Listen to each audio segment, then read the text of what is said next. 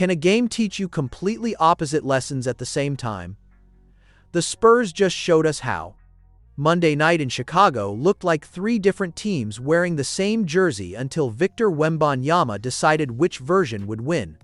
San Antonio escaped the United Center with a 121-117 victory that was equal parts beautiful, messy, and historically brilliant. Let's dive in. What's up, Spurs fans? Welcome to Spurs Quick News, quick, sharp, and all about the silver and black. The Spurs entered Chicago riding high at 7-2, fresh off De'Aaron Fox's season debut 2 nights earlier. The stage was set for a statement road win. Instead, we got a masterclass in competitive survival. Here's the snapshot. Spurs shot 43.5% in the fourth quarter compared to Chicago's ice-cold 28%. San Antonio committed 15 turnovers, 9 in a disastrous first half alone, yet still found a way to execute when it mattered.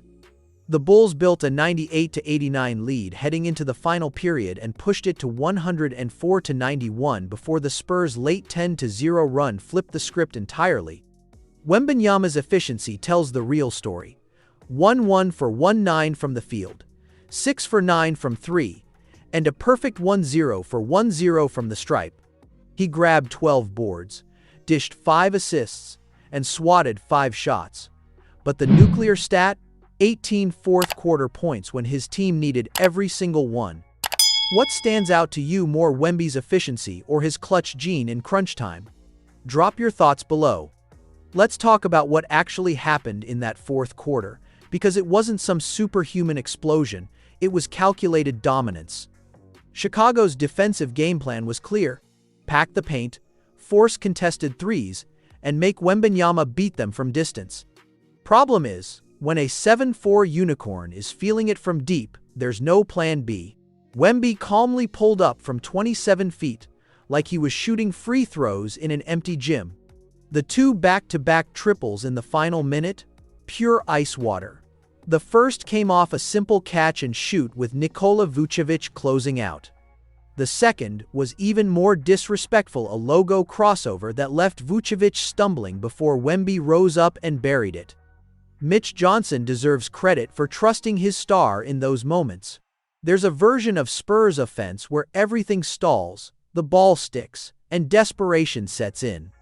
We saw glimpses of that in the second quarter when nothing was flowing. But in the fourth, Johnson let Wemby operate with space and freedom. No overcomplicated sets, just clearouts, pick and rolls with purpose, and the understanding that when your best player is cooking, you feed him. This wasn't the first quarter Spurs who pushed pace, attacked the rim, and moved the ball with precision. But it was effective because San Antonio leaned into what actually works in the NBA. When your superstar is the best player on the floor, let him be exactly that. If you're enjoying the breakdown, tap subscribe. We're cooking up these tactical deep dives all season long. Do you think the Spurs can sustain this Wemby bail us out strategy? Or do they need more offensive consistency? Let's debate in the comments. Luke Kornet's return after 7 games out with an ankle injury was massive. He finished with 16 points on a perfect 6 for 6 shooting in just 20 minutes. That French vanilla front court pairing with Wembanyama gives San Antonio legitimate rim protection and vertical spacing. Kornet's pick and roll chemistry is instant offense, and his ability to catch lobs and finish around the basket opens up driving lanes for Fox and Castle. Speaking of Fox, his second game back looked more comfortable than the first. 21 points on efficient shooting, and you could see the Spurs' half-court execution improve with a true playmaker running the show. Fox's gravity alone opens up the floor for Wembanyama. When defenders have to respect Fox's speed in transition and his pull-up game, it creates the clean looks Wemby capitalized on late. Stephen Castle put up 19 points and 11 assists, continuing his impressive rookie campaign. The kid's playmaking vision is already NBA ready, and his willingness to get others involved while still attacking when necessary is exactly what this team needs. Castle's development alongside Fox will be fascinating to watch. 2 high IQ guards who can share ball handling duties without stepping on each other's toes. The downside? Dylan Harper remains sidelined with a calf strain, so the backcourt depth is still being tested. But with Keldon Johnson, Julian Champagnie, and others contributing, the Spurs have legitimate rotation options even when shorthanded. Which role players' return or development excites you most moving forward? Kornet's rim protection, Harper's eventual comeback, or Castle's rookie leap? Let's be real. The Spurs shouldn't need a historic performance from Wembanyama to beat a shorthanded Bulls team that was missing Josh Giddey. Chicago shot 4 for 8-7 from the field, 39%, and still hung around because San Antonio couldn't take care of the basketball and couldn't sustain defensive intensity for 4 quarters. The vulnerability is clear. Turnovers remain a problem. 15 giveaways against a Bulls squad that capitalized on nearly every mistake is concerning.